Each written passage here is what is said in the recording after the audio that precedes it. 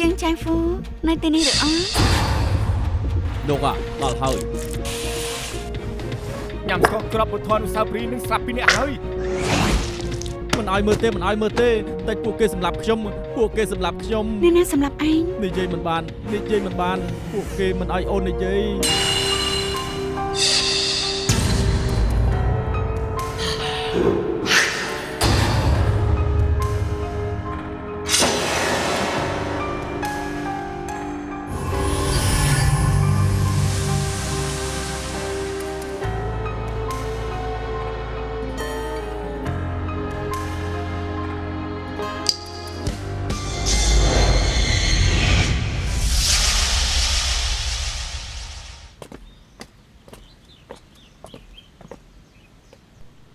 អ្នកណានៅទេ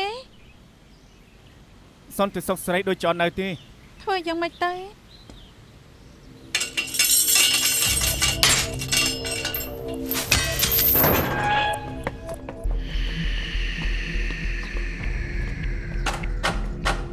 ចប់សោមិនពិបាកទេ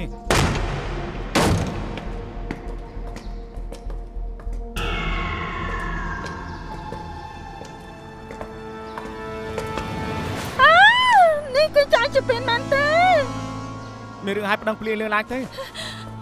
អត់មានសេវាទេសាទទៅទ្វារធំទៅអេមីលីយ៉ាងម៉េចដែរពេលដែលសាសួរគឺញ័រមិនឈប់តែពេលដែលដុកទ័រគូមកដល់ស្ងប់អារម្មណ៍បានច្រើនណាស់នៅកន្លែងកើតហេតុគួរឲ្យខ្លាចណាស់ខ្ញុំធ្វើប៉ូលីសយូរហើយមិនដែលបានជួបទេសូម្បីតែធីមខាងនេះពីសាទផតតាំងនៅចំហមាត់ធ្លុងពេលដែលទទួលបានដឹងឃើញក្បាលរបស់ចៅជើពីនដាក់នៅលើកែឈើក្បែរកែឈើគឺមានដាវសាមរ៉ៃជប៉ុនផ្លាច់ឈាមសន្និដ្ឋានបានថាដាវសាមរ៉ៃគឺជាអ្នកកាត់ក្បាលរបស់គេហើយទុកនៅលើកែឈើដែលស្ដាំលៀងចេញមកនៅក្បែរគឺមានដបបាញ់ទឹកពីសាទផតតាំងហើយគឺជាដបទឹកជ័រធម្មតានៅខាងក្នុងគឺជាទឹកសាបគ្មានបញ្ហាអ្វីទេស្រោចផ្កាឬអ៊ុតអាវបានន័យថាម៉េចហើយមុននឹងអេមីលីនិងតៃវើសុងចូលទៅទ្វារគឺដាក់កលឹះពីខាងក្នុងពួកគេបានធាត់ទ្វារចូលទៅពួកជើងបានពិនិត្យអស់ហើយទ្វារបង្អួចកលឹះនៅពីខាងក្នុងទាំងអស់ក្តីបន្ទប់បិទស្លាប់បន្លំជាទាហានជប៉ុនកាន់ក្បាលមនុស្សឃាតករនេះធ្វើដៃអស់ចាអធិការដែលឲ្យខ្ញុំឆែកមើលកង់របស់ចៅជឺពីនដឹងរឿងហើយពីមុននេះគេលេងល្បែងនៅម៉ាកាវមានបំណុលធំខ្ញុំតាមរកម្ចាស់បំណុលមកហើយលោកពីនគាត់គឺជាម៉ួយធំបើទៅម៉ាកាវពុតទៅរកខ្ញុំហើយលុយដែលជាពាក់ក្រុមហ៊ុនខ្ញុំសរុបទៅជាង1លានទៀតផងលោកសម្រាប់គេព្រោះគេគ្មានលុយសងបំណុលមែនទេម្ដាមគិតថាខ្ញុំភ្លឺអីនិយាយត្រង់មនុស្សមួយផែនដីនេះមិនចង់ឲ្យគេស្លាប់ដូចខ្ញុំអញ្ចឹងគេស្លាប់អ្នកណាសងបំណុលទៅដំបូងគិតថាចាប់កតុយហៃសូបានហើយពិតជាមានលុយសងហៃសូបែរជាស្លាប់បាត់គេក៏ស្លាប់ជាពាក់លុយបន្តិចខ្ញុំមិនដឹងថាប្រាប់លបងធំខ្ញុំយ៉ាងម៉េចទេកុំតែសាអីហៃសូដែលថាគឺជាអ្នកណាទៅដូចដឹងថាតកូលជាងដែលមិនចូលចិត្តព័ត៌មានល្បីនឹងឯងពួកតារា3នាក់នឹងលោកសំដៅលើជាងចៅហ្វូមែនហើយម្នាក់នឹងឯងចៅជពីនចាប់កន្ទុយគេបានអីអែមបំផុតកូនហៃសូដាក់ថ្នាំរំលោភក្មេងកុំគិតថាប្រឌិតរឿងឲ្យមកកុហកយើងបានណាខ្ញុំមិនលេងសើចទេណាម៉ាដាមគ្មានសេនស័រឯណាទេបើខ្ញុំមិនឃើញឃ្លីបខ្លួនឯងផ្ទាល់ភ្នែកខ្ញុំមិនព្រមឲ្យលោកពីនជាពាក់ច្រើនម្លឹងនោះទេលោកសំដៅលើចៅជពីនមានឃ្លីបអាភាសជាងចៅហ្វូដាក់ថ្នាំរំលោភក្មេងមែនថ្ងៃនឹងលោកពីនយក memory មកដាក់ក្នុងទូរស័ព្ទហើយបើកឲ្យខ្ញុំមើលទៀតផងវាជាឃ្លីបលួចថតក្មេងស្រីដែលត្រូវដាក់ថ្នាំលាបសក់ពណ៌មាសម្យ៉ាងទៀតគេនឹងហៃសូពាក់កៅអៅសិស្សដូចគ្នាថែមទៀតផងលោកពីនផ្ទះទ្រូងនិយាយថាគេមិនព្រមឲ្យឃ្លីបនឹងឃ្លាយចេញនោះទេយល់ព្រមឲ្យលុយហើយវាយ៉ាងម៉េចខ្ញុំត្រូវទៅទារលុយពីអ្នកណាទៅប្តឹងយមបាលអីចូលចិត្តប្រាប់កំងឲ្យភេសជ្ជៈទុកជាមុនឥឡូវតកអចិត្តរលាយមិនទាន់មកទៀតហើយឲ្យហីទៅយើងសង្ស័យថាចាជាពេលសម្រាប់ជាងចាហ្វូតែនៅមិនដឹងពីមូលហេតុអន្តកាអ៊ីសួរចម្លើយឲ្យបន្តិចមានតម្រុយហើយបើម្ចាស់បំណុលនឹងមិននិយាយទេនរណាទៅស្មានត្រូវថាប្រធានវិន័យមានសង្សារហើយសង្សារត្រូវមុនសម្លាញ់ដាក់ថ្នាំរំលោភថែមទាំងថតឃ្លីបហើយនៅយកឃ្លីបនោះយកមកគម្រាមមុនសម្លាញ់ទៀតបែបនេះហៅថាកំទេចមនុស្សក្នុងកំទេចមនុស្សតែជាចាជាពេលគម្រាមជាងចាហ្វូមិនសម្រេចតតែជ្រុលដៃសម្លាប់តែគេសម្លាប់ជាងចាហ្វូយ៉ាងម៉េចបាន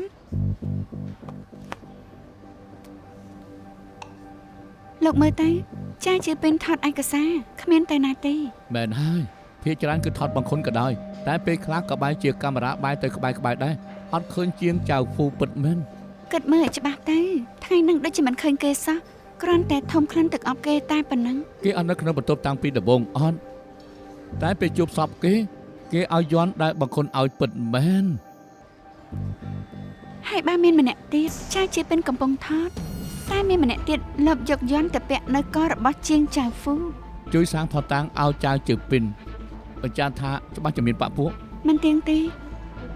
លួនជីងអ៊ីត្រូវចាជាเป็นថតរូបស្រាតថែមទាំងត្រូវជាងចៅហ្វូដាក់ថ្នាំថតឃ្លីបទៀតហើយត្រូវប្រោះអស់នឹងធ្វើទរណកម្មតស្លាប់អេមីលីជាអ្នកលាតត្រដាងរូបថតបងខុននិយាយស្ដីប្រមាថលួនជីងអ៊ីគ្រប់គ្នាដែលធ្វើខុសលលួនជីងអ៊ីជាកោដៃដក្ខិតកោសងសឹក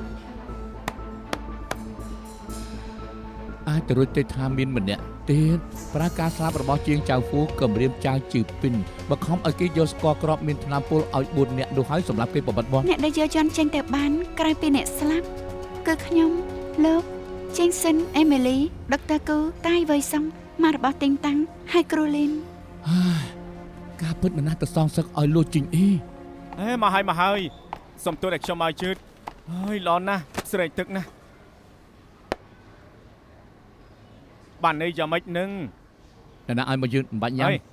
ខ្ញុំទៅយកសំណុំរឿងចៅជើពីនមកឲ្យខុសត្រង់ណាទៅ សរុបគឺយឺតមិនឃើញផឹកយ៉ាងម៉េចឃើញ clip My Sensor នៅ ក្នុងកុំព្យូទ័រគ្មានទេ memory ដែលមកចាប់បំណុលនេះជ័យក៏គ្មានដែរ កុំព្យូទ័របណ្ដាណៃមានសំណុំរឿងបន្តិចទេមានអីខ្លះ ប្រវត្តិការស្វែងរកចៅជើពីនចូលក្នុងអ៊ីនធឺណិត search រកថ្នាំពុល ដាក់ថ្នាំពុលក្នុងស្ករគ្រាប់ search រកបន្តិចមានអីចម្លែកទៅ គេនិយាយត្រូវការពិតទៅគឺត្រូវ search រកសំណុំរឿងសិនតែគេចាំឲ្យពួកអានចិញ្ចឹមពុលថ្នាំស្លាប់បានមក search រកពុលតាឈុំសាយ៉ាណៃ search រកថ្នាំពុលដែលមានឈ្មោះថា React ថ្នាំពុល VX ដែលស្រូបតែបន្តិចក៏ធ្វើឲ្យស្លាប់បាន ប្រវត្តិទូរស័ព្ទទៀតក្រៅពីជើងចាប់ហ្វូស្លាប់ចៅជើពីនបានទទួលទូរស័ព្ទដែរតែចូលពីស៊ីមថែមលុយលេខតែមួយជាច្រើនដង អ្នកដែលទូរស័ព្ទមកអាចជាមេខ្លោងធំ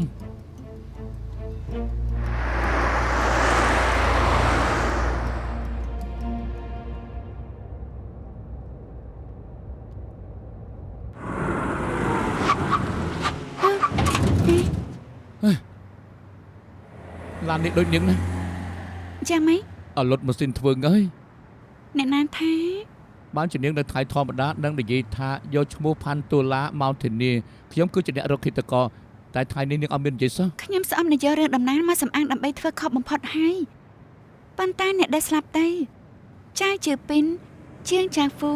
អានជាយើពួកគេយកលេសរឿងដំណើរបន្លំជាខ្មែរជប៉ុនចូលសន្ធិដ្ឋឲ្យធ្វើខុសទីងតាំងត្រូវពួកគេចង់ព្យួរវាយតទៅចង់ឈួតលឿនចេញអ៊ីត្រូវដាក់ថ្នាំរំលោភប្រហែលស្លាប់ព្រោះត្រូវធ្វើទរណកម្មពួកគេសំតែស្លាប់បំផុតហើយ នាងអាណិតឃាតករតើ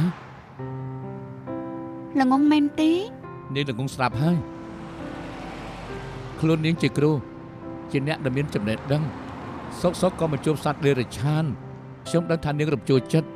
បានខ្ញុំនិយាយជាញឹកញាប់ថាគឺក៏ប្រើពិន្ទុកាត់ក្តីមនុស្សម្នាក់កុំបារម្ភពីនិស្សិតដែលរៀនបកកាយអីគួរតែបាយមកមើលមនុស្សដូចជាខ្ញុំនេះនិស្សិតដែលមានមូលដ្ឋានទៀតទើបតលយៈភាពទៀតឈប់ប្រហែលទៅសម្រាប់មនុស្សមិនត្រូវស្លាប់ទៅហើយបាននាងអាណិតគេពិតមែននោះត្រូវចាប់គេយកមកឲ្យឱកាសគេកែខ្លួនដើម្បីកុំឲ្យគេធ្វើខុសតទៅទៀត តែលើកណាស់ដែលលោកនិយាយមានហេតុផល ខ្ញុំនិយាយមានហេតុផលស្រាប់ទៅហើយគ្រាន់តែនាងមិនដឹង តែបានហើយណៃ ឡានម៉ាស៊ីនឆេះហើយ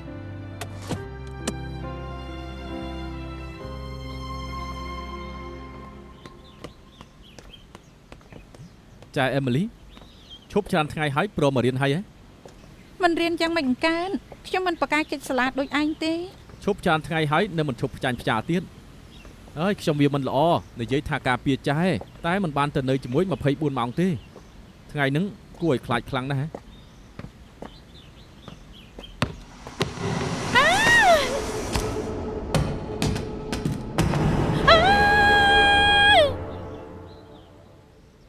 យ៉ាងម៉េចបានធូរខ្លះនៅមានរឿងអីទៅ ពេលដែលបានរមៀលមករកខ្ញុំនឹកដល់ក្បាលរបស់ចៅជើពីន ចាយកំនឹកដល់វាអី មិនបានខ្ញុំធ្វើមិនបានខ្ញុំភ្លេចមិនបានទេ មួយរយៈនេះពេលដែលខ្ញុំបិទភ្នែករូបភាពនឹងក៏លេចឡើងមកភ្លាមដំបូងខ្ញុំឃើញក្បាលចៅជឿពីននៅលើកេះឈើខ្ញុំចង់ឲ្យវាគ្រាន់តែជាសៀកពីមុនខ្ញុំក៏ធ្លាប់លេងសៀកបែបនេះតែលើកនេះមិនមែនលើកនេះគឺវាជារឿងប៉ិនក្បាលរបស់ចៅជឿពីនរមៀលមករកខ្ញុំ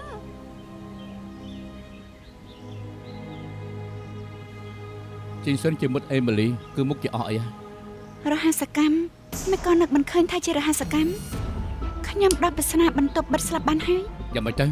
បើខ្ញុំស្មានមិនខុសអ្នកដែលធ្វើបាបមានតែម្នាក់រូបរបស់តេងតាំងខ្ញុំត្រូវមើលរូបរបស់តេងតាំង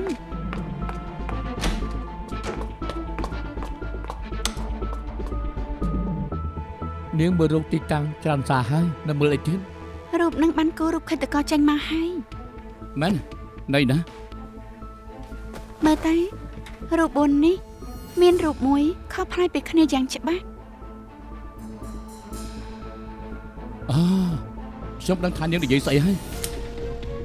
ឃាតករសាំងរឿងជាច្រើនដើម្បីលាក់បាំងខ្សែភ្នែកប៉ុន្តែខ្ញុំមើលឃើញដើមរឿងហើយ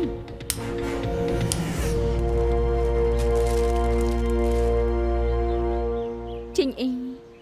អ្នកដែលធ្វើបាបឯងស្លាប់អស់ហើយមានអារម្មណ៍ធូរស្រាលអស់នៅខាងថ្ងៃខ្ញុំខុសចំពោះឯងច្បាស់ចាស់តែខ្ញុំបែរជាមិនស្លាប់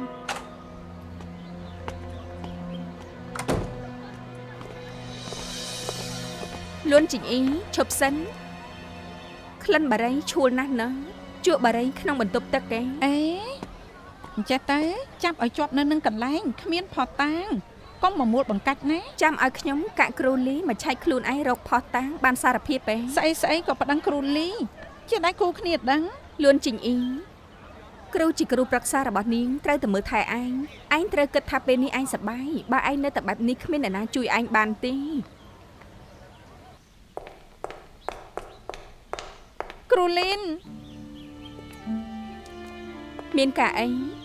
ខ្ញុំគិតថាចៅជឿពីនស្រឡាញ់ខ្ញុំពិតមែនគេឲ្យចៅហ្វូរំលោភខ្ញុំមិនថាអីក៏បានដែរតែរូបថតអស់ហ្នឹងខ្ញុំត្រូវយករូបថតមកវិញគ្រូត្រូវទៅជួយខ្ញុំមិនចង់ត្រូវគំរាមទៀតទេខ្ញុំមិនចង់ត្រូវគេធ្វើបាបទៀតទេសូមវកុំខ្លាចអីគ្រូអ្នកជួយឯង នួនជីងអ៊ីនិយាយថាសិស្សលេចធ្លោបន្ទប់អេតាមញ៉ាយរំលោភនាងធ្វើទរណកម្មនាងនិយាយទៅក៏គ្មានអ្នកណាជឿដែរ អត់ទេគ្រូលីខ្ញុំឃើញដៃគេសុទ្ធតែរបួស គ្រូក៏បង្រៀននៅបន្ទប់អេក្មេងអស់នេះចូលចិត្តធ្វើបាបខ្លួនឯងខ្ញុំជឿត្រឹមតែនួនជីងអ៊ីថតរូបស្រាត គេក៏ហៅអន់ឲ្យប៉ូលីសស៊ើបទៅល្អទី បើប្តឹងនឹងធ្វើឲ្យរឿងនេះកាន់តែឈូឆរខ្លាំងពេកអ្នកសារព័ត៌មាននឹងខំសាលាយើងមិនលែងហើយចុងក្រោយនឹងធ្វើឲ្យខូចកេរ្តិ៍ឈ្មោះរបស់សាលាយើង ប៉ុន្តែ គ្រូលីននួនជីងអ៊ីល្បិចខ្លាំងណាស់លើកមុនខ្ញុំចង់ដាក់ពិន័យនាងតែនាងមកគំរាមខ្ញុំនឹងចោទថាខ្ញុំលូកលាន់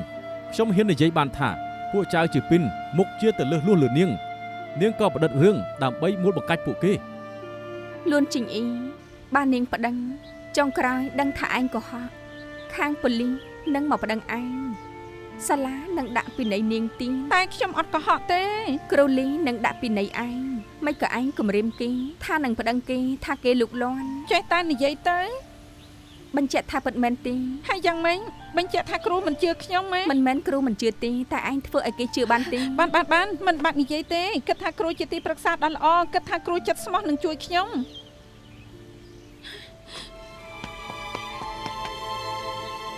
ចាំទុកណាគ្រូឃើញមនុស្សស្លាប់ហើយមិនជួយតតែទីលីងមានតែរូបនាងតតែនាងសម្លាប់ខ្លួននៅតាទៅទើបគ្រូជឿថាឯងអត់កុហកឯងទុកចិត្តគ្រូទើបមករកគ្រូតែគ្រូបែរជាមិនជឿគ្រូមិនស័ក្តិសមជាគ្រូ អ្នកគ្រូគឺធ្វើដើម្បីលាងបាបរៀបគម្រោងសម្រាប់ជាងចាហ្វូនិងចៅជពីន មិនក៏ពួកលោកមកបាន យើងបរោះអ្នកគ្រូយើងទៅឆែកកេះអ្នកគ្រូនៅសាលាហើយឃើញប៉ូតាស្យូមសាយ៉ាណៃនិងស៊ីមថែមលុយ ប៉ូតាស្យូមសាយ៉ាណៃនិងស៊ីមថែមលុយស្អី អ្នកគ្រូធ្វើដើម្បីសងសឹកឲ្យលួនជីងអ៊ីដាក់ប៉ូតាស្យូមសាយ៉ាណៃក្នុងស្ករគ្រាប់ហើយប្រើស៊ីមថែមលុយតែរោគចៅជពីនបង្ខំឲ្យគេប្រើថ្នាំសម្លាប់មនុស្ស ពួកលោកយល់ច្រឡំហើយ ការស្លាប់របស់លួនជីងអ៊ីធ្វើឲ្យខ្ញុំមានអារម្មណ៍ថាខុសតែយ៉ាងម៉េចក៏ខ្ញុំមិនសម្លាប់មនុស្សដែរ ពេលនេះអ្នកគ្រូមិននិយាយក៏បានអ្នកគ្រូនិយាយខ្ញុំនឹងកត់ត្រាគ្រប់ម៉ាត់គ្រប់យ៉ាងទុកធ្វើផតាំងនៅតុលាការ អ្នកគ្រូលីនលូអ៊ីអ្នកគ្រូជាប់ការសង្ស័យយើងត្រូវចាប់ខ្លួនអ្នកគ្រូ សំទោសយើងណាត់ម៉ាដាម ម៉ាដាមណាត់ដែរ ម៉ាដាមឈី ចាចាំមកផ្លែត មកហើយហ៎មិនបញ្ញាបញ្ញាតាមយើងមកសាកសួរទៀតព្រោះក្តីមានតម្រុយហើយយើងចង់ប្តឹងឆាប់ឆាន់ ចាប់ឃាតករបានហើយ ចាប់ឃាតករបានហើយហ៎ពេលនេះនិយាយច្រើនមិនបានទេសំទោសអាឡូយកផតាំងដែលបានមកពីផ្ទះលីនលូអ៊ីទៅឲ្យមន្ត្រីឲ្យមែនទេអូខេអរមែនហើយស្អែកអធិការនាំធីមទៅតាទៅរ៉ូមេម៉ូរីត្រូវប្រាប់ពេលយូរបន្តិចហើយប៉ុណ្ណឹងឯងបាយបាយប៉ូលីសចាប់គ្រូលីនមកបន្តិចទៀតនឹងដឹងហើយ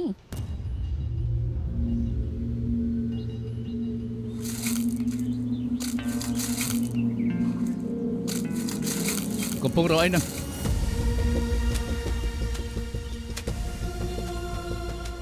រក memory លើកមុនខ្ញុំបានមកទីនេះធ្វើឲ្យបាត់នីលកាហើយខ្ញុំក៏មករកទៅ សម្ដែងល្ខោនអីពួកយើងរក memory ហើយក៏រកសាន់យូ ពួកលោក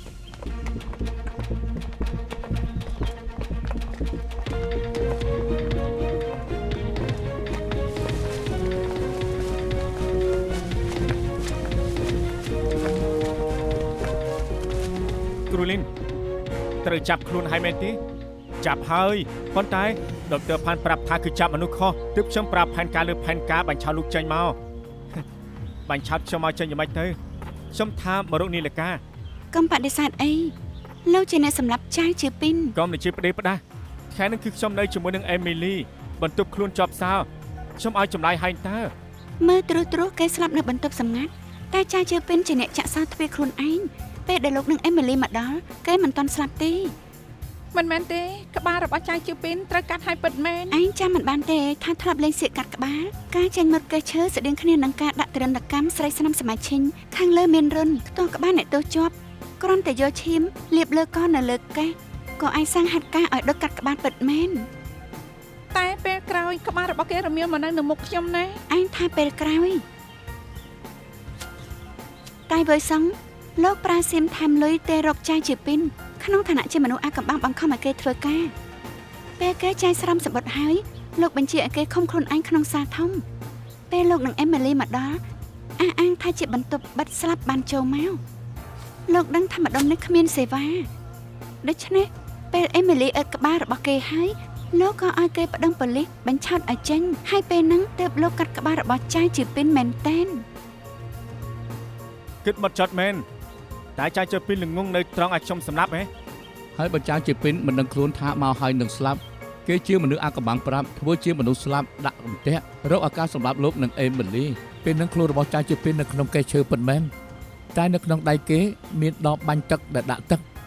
គេយកដៃចេញមកដើម្បីចាត់ការលោកនឹងអេមីលី លោកថាជាទឹកមិនបានជាចៅជើពីល្ងងថាទឹកអាចសម្លាប់មនុស្សបាន ហើយបើគេដឹងថាក្នុងដបនឹងគឺជាថ្នាំពុល VX សម្រាប់មនុស្សបានជនអាកំបាំងដាក់ប៉ូតាស្យូមសាយយ៉ាណៃនៅក្នុងស្ករគ្រាប់បានយ៉ាងល្អ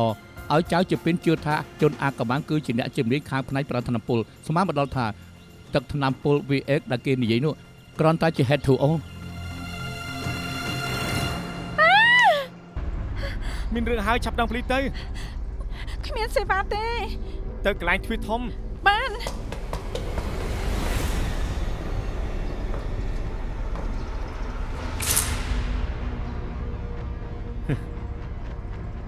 ឯងគិតថាថ្នាំពុល VX ហ៎ មិនបានជាឯងដឹងអើយឯងជាជនអាកំបាំងនោះហ៎ ជីអ៊ីផ្ដាំអរិយទេឯង តែវើយសងជាអ្នកសម្លាប់ពួកគេ3នាក់ឯងប៉ុន្តែពួកគេធ្វើទរណកម្មជួងអ៊ីជាមួយគ្នាតែហេតុអីធ្វើដើម្បីជីងអ៊ីមកសម្លាប់មិត្តភក្តិឯង ខ្ញុំក៏កំពុងគិតថាអញ្ចឹងតើតែឃើញរូបគំនូររបស់តេងតាំងរូបដែលតេងតាំងត្រូវចាប់ចងព្យួរមាន4នាក់តែអ្នកដែលធ្វើទរណកម្មលួនជីងអ៊ីមាន3នាក់ពួកគេពាក់ឈុតសិស្សគួរតែជាពេលចុះពីរៀន លោកជាសិស្សច្បងបរិញ្ញាគួរចុះរៀនហើយត្រូវបង្រៀនគួរសិស្សប្អូនមិនទំនេរទៅលេងជាមួយនឹងពួកគេពេលដែលពួកគេធ្វើបាបលោកជីងអ៊ីហើយលោកក៏មិនបានចូលរួម ក្រោយពីហ្នឹងលោកលែងបង្រៀនសិស្សប្អូនហើយលោកទៅលេងជាមួយពួកគេ3នាក់ កណនីតាមពេលវេលាជាពេលដែលលួនចេញអ៊ីស្លាប់ហើយ មនុស្សលួនចេញអ៊ីស្លាប់គឺត្រូវពួកគេញោមញីហើយលោកស្និទ្ធស្នាលជាមួយនឹងពួកគេដើម្បីរកផនតាំងចាប់កំហុសលោកត្រូវប្រើខ្លួនឯងឲ្យជាមនុស្សអាក្រក់ធ្វើបានទិញតាំងជាមួយគេ ពួកលោកនិយាយស្អីហ្នឹងក្រែងថាត្រូវខ្មោចចូលបានជាចងកូនប្រុសខ្ញុំ អមជាមកទីតាំង មិនក៏ធ្វើបែបនេះឲ្យកូនខ្ញុំខ្លាចជាមនុស្សឡប់សទេឲ្យកូនប្រុសខ្ញុំមកវិញមកឲ្យខ្ញុំរស់នៅយ៉ាងម៉េច ដល់ពេលនេះហើយនៅមិនសារភាពទៀត រឿងផ្សេងខ្ញុំមិនសារភាពក្រៅពីរឿងនេះអ្នកដែលខ្ញុំខុសគឺទីតាំងខ្ញុំជាមិត្តភក្តិជាងអីតាំងពីថ្នាក់ទី1ក្រោយមកវិទ្យាល័យជាមួយគ្នាតែខ្ញុំរៀនពូកែជាងបានចូលបន្ទប់ A គេបានចូលបន្ទប់ F ធ្វើឲ្យរជិលនឹងគ្នាក្រោយមកមានរឿងកើតឡើងនៅផ្ទះជាងអ៊ីគេក៏សង្ឃឹមជាក្មេងខលខូចតែខ្ញុំគិតថារឹកពីរបស់គេនៅល្អចៅជាពីនគឺជាប្រធានវិន័យចូលចិត្តដាក់ទូជាងអ៊ីដែលធ្វើខុសវិន័យថ្ងៃនេះគឺគេបានហៅជាងអ៊ីចេញទៅខ្ញុំខ្លាចគេនាំទៅផ្នែកអាណាព្យាបាលចង់សុំបោគេតែពួកគេបាននៅជាមួយគ្នាខ្ញុំមានអារម្មណ៍តឹងបន្តិចបន្តួចប៉ុន្តែខ្ញុំសប្បាយចិត្តជំនួសជាងអ៊ីប៉ុន្តែមានថ្ងៃមួយជាងអ៊ីមានរឿងអី មិនអីទេ ពេលដែលនាងអារម្មណ៍មិនល្អនឹងលួចយំមិនព្រមប្រាប់អ្នកណាតែនាងប្រាប់មករឿងស្នេហាមែនទេចៅជពីនធ្វើបាបឯង ឯងជួយលួចឯកសារក្នុងទូចាស់ជាពីនអញតិចមក ឯកសារមិនគេចាំបាច់ អា លួច យ៉ាកុំសួរអីសម្រាប់ថាជួយលួចអញតិចមកសន្យាសិនបើបានមកហើយឯងកុំបើកមើល ណែអាពីននៅតែកក់បានកត់រួចហើយនៅខ្ញុំត្រូវឡើងទៅហើយណា រួចហើយទៅយកនៅទូទៅ បានអរគុណ បោះ ខ្ញុំបានបើកទៅខាងក្នុងយកស្រោមស្បត់ឲ្យជីងអ៊ីតែមនុស្សស្មានថាក្រោយពីនឹងគឺមិនជួលនោះទេជីងអ៊ីបានចង់កោសម្រាប់ខ្លួននៅតាទ័រខ្ញុំកំពុងតែគិតថាពួកគេបែកគ្នាទៅដឹងជីងអ៊ីគឺចង់បានរូបមកវិញក៏មានរឿង អាពួកឃាតករឲ្យជីងអ៊ីមកវិញ តាំងពីលួចស្លាញ់ជីងអ៊ីខ្ញុំបានតាមដាននិងបានលើកពួកគេនិយាយគ្នានឹងបានដឹងពីអាចកំបាំងទើបខ្ញុំមិនទៅបង្រៀនសិស្សប្អូនរួចហើយលេងជាមួយនឹងចៅជើពីនចង់ស៊ើបការ ចាំ ពិ មិន ត ស្លាប់ ចៅ ទៅ ជើពីនបាននិយាយថាតាំងពីគេចូលចិត្តលបមើលគេ លើកលែងឲ្យខ្ញុំទៅ និយាយនោះគឺគួរឲ្យរំខាន ឯងអត់ នឹង បាន មិន ដាក់ ធ្វើ ថ្ ឲ្យ នាំ គេ រំ និ លោ យាយ ភ ទៀត នាង នោះទេ អត់មានថតរូបស្រាតនាងផងមិនបានបង្ខំឲ្យជីងអ៊ីសម្លាប់ខ្លួនអាឈួតអើយក្រែងថាភ្លេចអស់ហើយអើយភ្លេចហើយភ្លេចហើយភ្លេចហើយភ្លេចហើយ លេចហើយ ភ្លេចហើយ ងាប់ទៅ ភ្លេចហើយ វៃ ភ្លេចហើយ វាងាប់អត់ ខ្លាចអីទៅធ្វើដូចស្រីនឹងទៅសម្លាប់ខ្លួនខ្លាចបន្លំសាកសព ដឹងការពិតហើយចាំមិនទីងតាំងជាសាស្ត្រីតែម្នាក់គូត្រូវធ្វើបាបតតែឈួតនៅពេលដែលរៀនចប់ចៅជើពីនក៏បានទៅអាមេរិកខ្ញុំចង់រកផតតាំងតែ8ឆ្នាំនេះខ្ញុំមិនអាចធ្វើបានស្មើដល់8ឆ្នាំក្រោយគេបាល់មករងងាប់ខ្លួនឯងទេវតាបញ្ជូនឲ្យពួកជើងវិលមកទីនេះ សម្រាប់ថាបើឯងឲ្យខ្ញុំមិនទៀតទេ10លានដែលខ្ញុំសុំជាលើកចុងក្រោយហើយបានចង់បោកលុយយើងស្រួលៗ ត្រូវអរគុណដល់ចៅជើពីនជួយសម្រាប់ជើងចៅហ្វូថែមទាំងឲ្យខ្ញុំបានឃើញការស្លាប់ថែមទៀត លោកយកសពជាងចៅហ្វូជួលនៅបន្ទប់ទឹកត្រីបាញ់ទឹកអប់នៅសាលធំតាមដោយយកយន្តជួលនៅកោរបស់គេបំណងគឺបំផន់ភ្នែកពេលស្លាប់ពិតប្រកបបែរជា បើមិនធ្វើបែបនេះចៅជើពីនជួយខ្ញុំសម្លាប់មនុស្សអីចៅជើពីននឹងអានជីងជើងបានធ្វើឲ្យជីងអ៊ីស្លាប់គឺសុំនឹងស្លាប់មេបោកប្រាស់ប្រមាថ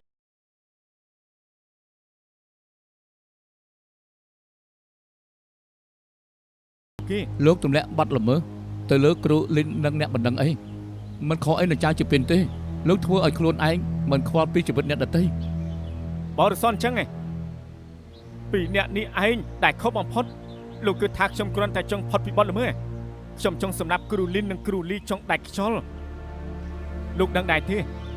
ពួកគេធ្លាប់មានឱកាសជួយជីងអ៊ីតែធ្វើដើម្បីរក្សាកេរ្តិ៍ឈ្មោះសាលាធ្វើតាមបញ្ជារបស់ថ្នាក់លើទុកឲ្យជីងអ៊ីត្រូវគេធ្វើបាបរហូតដល់ស្លាប់ ខ្ញុំក៏ម្នាក់ដែរគាត់តែធ្វើតាមវិន័យសាលាធ្វើឲ្យរូបបាច់សាច់ពេញវាល ខ្ញុំសុំទោសជីងអ៊ីស្លាប់ខ្ញុំក៏មានអារម្មណ៍ថាខុស គ្រូលីននាងកុំខកខ្លួនឯងអី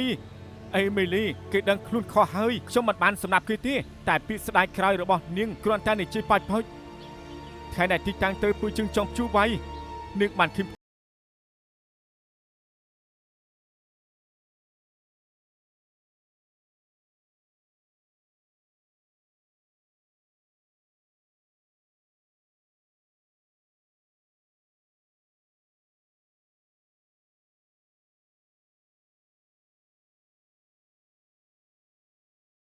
នឹងមិនគួរណាលើកលែងឲ្យពួកជើងទេគឺពួកនឹងមានឱកាសជួយជីងអ៊ីនិងទីងតាំងតែឃើញស្លាប់ហើយមិនជួយពួកគ្រូដែលមិនចេះការពីសិស្សគឺមិនសមធ្វើជាគ្រូទេនឹងហើយនឹងគ្រូលីជាបាខាចារុគឺជាដើមហេតុកំហុសគ្រប់យ៉ាងគឺមកពីនាងជើងល្អ ខ្ញុំបាននិយាយចប់អស់ហើយ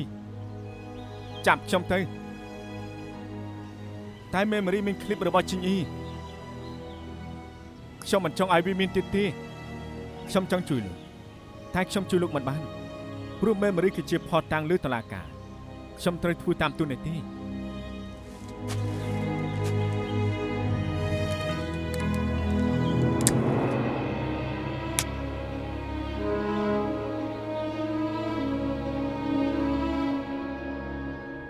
យប់មិញខ្ញុំគេងមិនលក់សោះពេលបិទភ្នែកគាត់នឹកឃើញសម្ដីរបស់តាយវៃសុងគេក៏តែនិយាយថាគ្រូលីនជាមេដំណងនៃកំហុសខ្ញុំមិនយល់ពីអត្តន័យ ភាពកំណាចនឹង The Banality of Evil ជាទ្រឹស្ដីរបស់អ្នកនយោបាយអឺឡង់នេះគឺមនុស្សនៅក្រោមកលឹះយន្តដែលខុសឧត្តមគតិពេលខ្លះដឹងហើយថាខ្លួនឯងធ្វើខុសតែគ្មានគិតសង្ស័យសោះពេលខ្លះសុខចិត្តព្រមនិងទទួលស្គាល់ ដូចជាពេលដែលទាហានណាស៊ីសម្រាប់ផ្ដាច់ពូជអ្នកបរិសុទ្ធពួកគេមិនដែលគិតថាខ្លួនឯងខុសថែមទាំងលងលំខ្លួនឯងនេះជាបញ្ជាថ្នាក់លើខ្លាចជារឿងដែលសមនឹងធ្វើ តាយវៃសុងនិយាយត្រូវមិនថាជាខ្ញុំគ្រូលីនឬមួយគ្រូលីយើង3នាក់គិតតែថាធ្វើតាមវិន័យរបស់សាលាដើម្បីការពារកេរ្តិ៍ឈ្មោះរបស់សាលាតែការពិតទៅកុហកខ្លួនឯងសោះ ហើយមិនបានជាពួកគេជេរនាងថាបាខាយារុ បាខាយារុជាភាសាជប៉ុនជាពាក្យជេរមនុស្សដំបូងមានសម្រាប់ពង្រីកន័យពួកចង្អុលកោថាកបីនិងពួកបិទភ្នែកបិទតិចក្នុងវប្បធម៌ជប៉ុនជាប្រយោគដែលអាក្រក់ហើយប្រមាថបំផុត ដែលគេថាខ្ញុំនិងគ្រូលីនជាបាខាយ៉ារុមកពីដែលកន្លងមកពួកយើងជឿតែគ្រូលីទាំងដឹងថាវាខុសតែនៅបិទភ្នែកបិទតិចធ្វើតាមទៀន តែបើសងក៏ជេរខ្លួនឯងថាខាបាយ៉ារុគេមុខជាខឹងខ្លួនឯងណាស់ហើយខឹងជួយលួចជីងអ៊ីមិនបាន ហើយទៅកន្លងផុតហើយកុំរំលឹកអីកុំអន្តើខ្លួនឯង ខ្ញុំគិតថាពេលដែលនាងនៅមានអារម្មណ៍ថាខុសនោះគួរតែនៅខ្វះពិធីមួយយ៉ាងថែមទាំងអារម្មណ៍មិនល្អខ្ញុំថាអញ្ចឹងទៅលើកឡើងថ្ងៃឈប់ទៅយើងមកជួយគ្នាធ្វើរបាយការណ៍តាតើឲ្យរួចទៅ និយាយត្រង់តាមខ្ញុំហីលោកចង់ទម្លាក់ការងារឲ្យអេមីលីធ្វើនឹង តែបើគ្មានចាអេមីលីជួយពួកយើងក៏ធ្វើអត់បានដែរ តាមពិតខ្ញុំក៏មិនរវល់ណាស់ណាដែរ បញ្ជាក់ថាប្រុសមកជួយចាប់ផ្ដើមទៅ បាខាយារុ ខ្ញុំដាក់ចំណងជើងហើយឈ្មោះថាហេតុការវិញ្ញាណតាតើថ្កោលទៅអំពើអាក្រក់ដែលកំណាច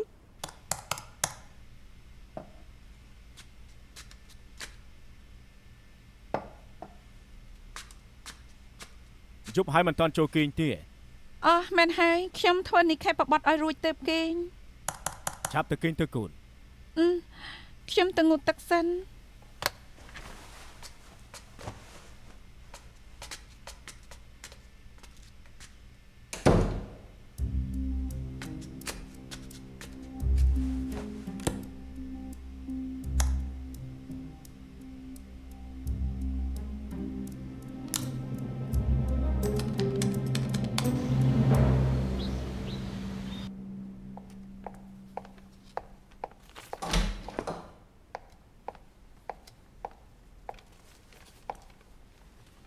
ដឹកតាគូប្រកាសនិខេបបត្តិអត្ថបទថ្មីប្រធានបទគឺហេតុការវិញ្ញាណតាតើថ្កោលទៅអំពើអាក្រក់ដែលកំណាច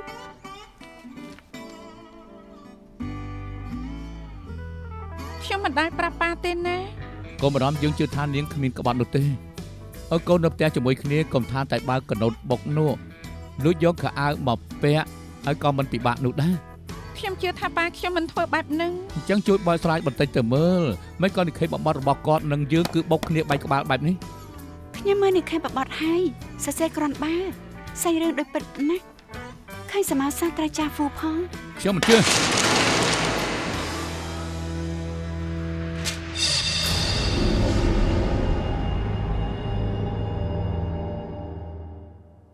ចេញលៀនឆាងយុគសមុទ្រជាធំសាងវត្តធានហៅនៅទ្វីលីជី ជួយមើលផ្លាកនេះបន្តិចបានឆ្លាក់ពាក្យថាថ្ងៃក្រោយមើលថែកូនចៅអត់ មានពាក្យថាថ្ងៃក្រោយមើលថែកូនចៅពិតមែន លោកជាអាចារ្យខ្ញុំមានពឹងពាក់ ចង់ឲ្យលោកជួយសរសេរកំណត់ត្រាតកូលចិនជ្រុង3ចន្លោះចង្អៀតលីជាលាក់ថ្មកម្ពស់8ព្យាមសាច់ជាមាសស្រោចស្រង់ការងារធំបពៈបរោះខ្ញុំសូមឲ្យកូនចៅគ្រប់ជំនាន់ចងចាំ4ប្រយោគនេះទុកឲ្យបានល្អបំផុត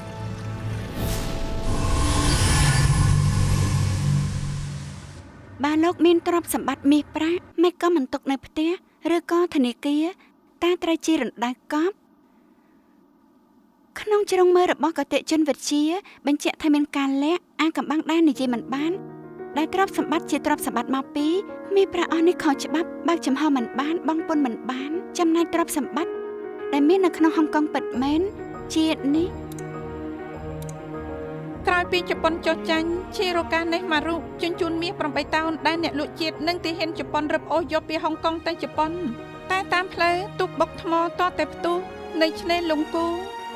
បើអញ្ចឹងមែនយើងទៅរកកំណប់បានហើយតើរយ៉ាងម៉េចមួយទៅរកឯងធ្លាប់មានអ្នកយកទូកមុជទៅរកតែអត់ឃើញអីនិយាយពីកំណត់នគរមានតែជនជាតិជប៉ុនត្រូវមានចាំងបច្ច័យផងអរគុណណាស់ដែលលោកហ្វូចាប់អារម្មណ៍ចង់ស្ដាប់រឿងរ៉ាវល្អរឿងដំណើរកំណត់ចាំងប៉ៅចាយមានកេរ្តិ៍ឈ្មោះល្បីបំផុតនៅហុងកុងអេមីលីចាំងប៉ៅចាយមានចំណុចលាក់ទ្រព្យសម្បត្តិនៅហុងកុងកើងលូនលីតែសរុបទៅ10កន្លែងក្រុមទង់ក្រហមរបស់ពួកគេចូលចិត្តប្លន់ទូករាជវង្សឈិញនិងទូកឈ្មួញទ្រព្យសម្បត្តិដែលបានមកចែកជាមេឃមួយចំណែកមនុស្សមួយចំណែកដីមួយចំណែកមេឃបានគោរពបូជាហើយចែកឲ្យអ្នកក្រមនុស្សគឺចែកឲ្យចៅសមុទ្រគ្នាឯងចំណែកដីគឺជីកដីតែពីរលាក់ទ្រព្យសម្បត្តិតែពីរតាំងពីលើកដំបូងដែលកន្លងមកខ្ញុំប្រាប់ឲ្យយករបស់ប៉ាឯងទៅឲ្យអស់ទៅកន្លងទៅយូរហើយខ្ញុំសូមអង្វរឆាប់យកឲ្យអស់ទៅចៅហ្វូជឿខ្ញុំត្រូវធ្វើការខ្ញុំត្រូវរៀនរវល់ណាស់កូនស្រីចៃដែរគឺតែប្រតិកិច្ចការសាលាត្រូវវិភាគខ្ញុំរវល់ណាស់មានពេលទេណែបានខ្ញុំយកថងឲ្យហោះណែឲ្យលឿនទៅជញ្ជូនដាក់ឡានយកទៅផ្ទះទៅចាំខ្ញុំជួយហើយនេះស្អីហ្នឹងអូហូនេះស្អីហ្នឹងអើយកុំរលាស់អាយ៉ាមុនពេលប៉ាលោកបាត់ខ្លួនមួយខែបានមកទុករបស់នៅទីនេះគួរតែអានេះហើយពុកផុយកុំយកអីបោះចោលទៅអើយមណ្ឌលវិភាគលទ្ធផលពីនោះស្អីហ្នឹង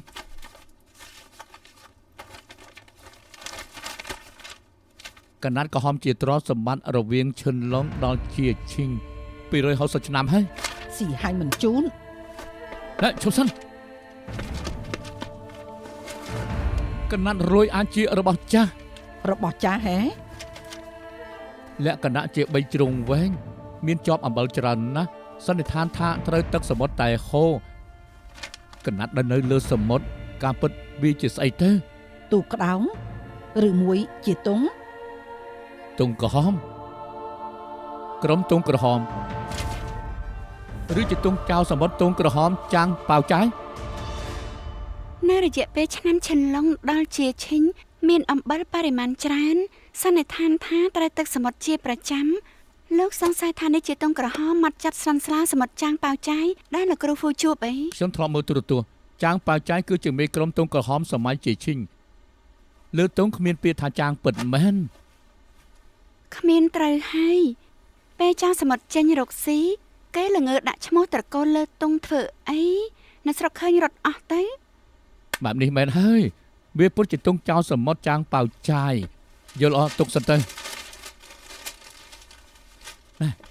នាងថាប៉ាខ្ញុំយកគំរូតាមចាំងជាយួនហើយនឹងចាំងជាសើនទេជួបកំណត់ដែលចាំងប៉ៅចាយលាក់ទុកនោះ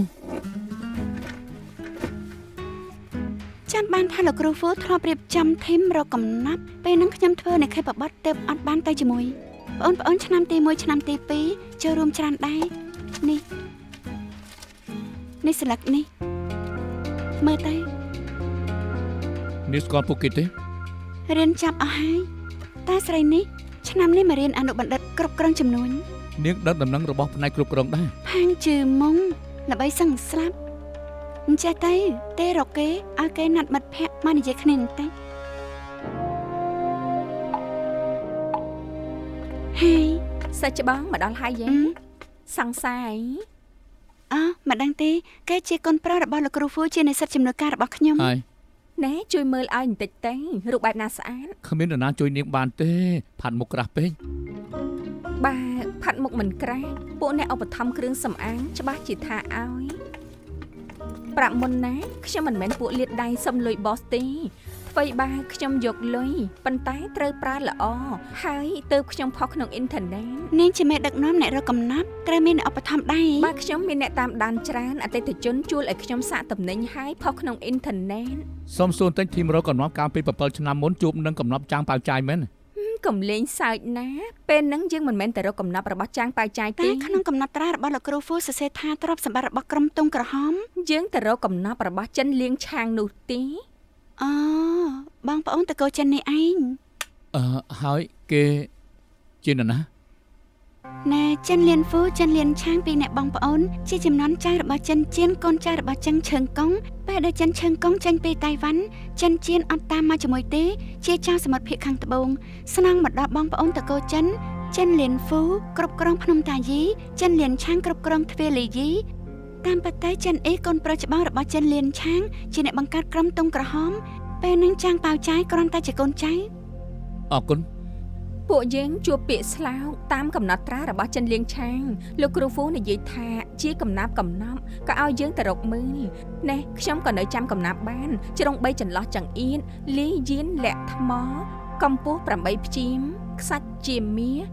ស្រោចស្រង់ការងារធំបុកពាក់បុរស កៅសៀវជាអក្សរដែលចង់ជួនគ្នាជាការតែងកំណាប់បុរាណកំណាប់នេះដូចជារបស់ពិត ពួកនាងជួបកំណត់ព្រោះកំណាប់នេះមែនទេ លេងសើចទេលោកដឹងទេទ្វារលីមិនភ្នំបិសាចវាធំប៉ុណ្ណាទៅតែ3ដងរកកំណប់អីឃើញ មែនហើយអ្នកផ្សេងអត់ឃើញមកសោះ គ្មានអ្នកណាទេមានតែខ្ញុំម្នាក់ ក្រែងថាជួយណាត់ឲ្យ ខ្ញុំទេរកស៊ឺហើយតែគេថាត្រូវនិយាយចំនួនជាមួយនឹងនាយតុនធំមកមិនបាន អញ្ចឹងខួងស៊ឺឲ្យអត់មកចេះស៊ឺសាន ពួកនាងមុខជាមិនគិតថាខ្ញុំតាក់ទងគេបានទេដឹង គេកាងនិយាយច្រើនអី មិនមែនទេ ហើយហេតុអីបានអត់មក គេស្លាប់បាត់ហើយពេលយើងទៅរកកំណប់គេត្រូវពោះចឹងហើយក៏ផ្លាត់ធ្លាក់ពីលើភ្នំសុកក៏មានសមាជិកស្លាប់រកកំណប់ទៀតក៏គ្មានអារម្មណ៍ទេក៏រំសាយធីមរកកំណប់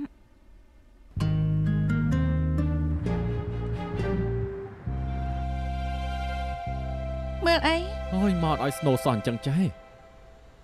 គួរឲ្យចាប់អារម្មណ៍ណាស់ហ្គេមរកកំណត់មែនទេ វាឈ្មោះថា Geo Finding ឈ្មោះពិតគឺលក់ស៊ីបរកកំណប់វាល្បីយូរហើយចែ ប្រើ GPS លក់ស៊ីបកំណំ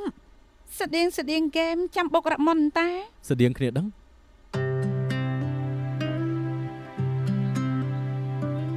GPS ប្រាប់ថាត្រង់នេះមិនក៏រកមិនឃើញ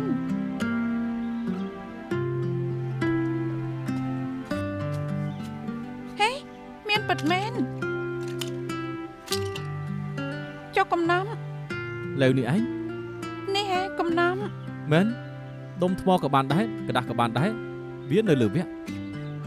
ខ្ញុំដឹងហើយហេតុអីបានជាលេននេះមានឈ្មោះថាជាកំណំព្រោះបើរកបានខ្លួនឯងមានតម្លៃ ពេលនេះឆាប់បើកអេបអះអាងថាចែជាអ្នករកឃើញ ឯងលេងយូរហើយបានកំណត់ប្រហែលយ៉ាងហើយ ខ្ញុំមិនប្រកាសរកបានតិច ហើយតាវ៉ាគេលេងរត់ឆ្នាំបានកំណត់ជាង 1000 គេជាអ្នកលេងដែលល្បីឈ្មោះនៅឆ្នាំនោះហើយណា គេបបួលទៅរកកំណត់មែនតែនយ៉ាងម៉េចទៅ គ្រាន់តែនិយាយអួតតែប៉ុណ្ណោះទេអូយ លោកពលឹងហើយ លើចិញ្ចៀនមានឆ្លាក់ពាក្យថាចិនមែនទេ មែនហើយ ជើមកពីណា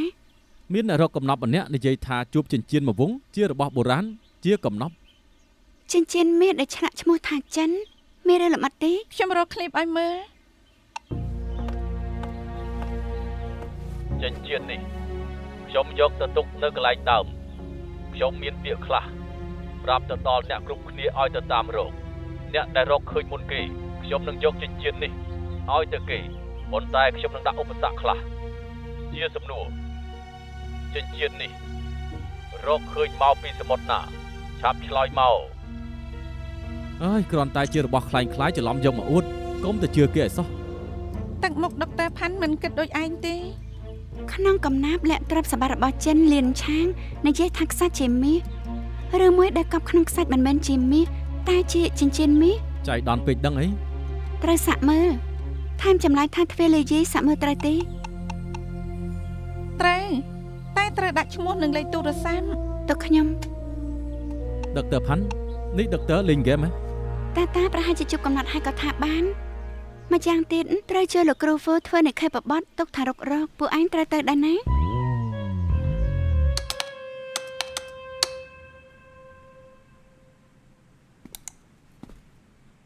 លោកគ្រូ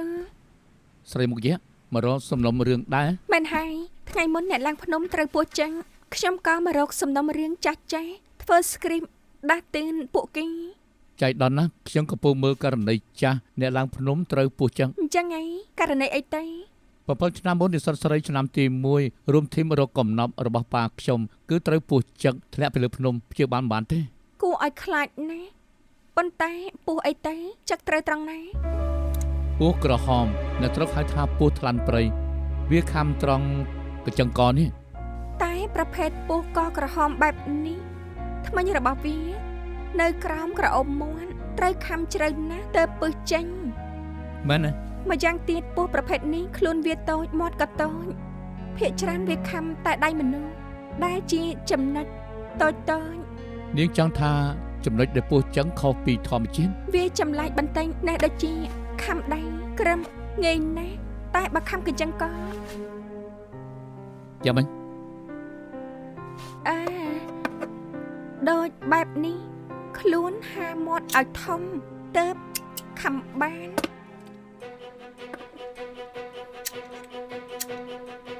ចុះបើពោះគ្មានចេតនាមកខំប៉ុន្តែជាធ្វើដៃរបស់មនុស្សអាចតែរួចទេថាមានមនុស្សចាប់ពោះហាមាត់ហើយប្រើថ្មិញពឹសចាក់កន្លែងកញ្ចឹងករបស់មនុស្សស្រីខ្លាំងៗ គ្រូសង្ស័យថាត្រូវសម្លាប់ពេង ធ្វើដើម្បីកំណប់ 不去知過去今天以後怎走更遠所有的昨日埋藏了意義不記得哪裏起點明日便沒紀念我是我隨年隨月那片段如當天的他不出現並未及時轉，這日誰來提示我，來渡過險惡與考驗？誰親手改寫這一段？誰活着就像平衡線？誰也難扭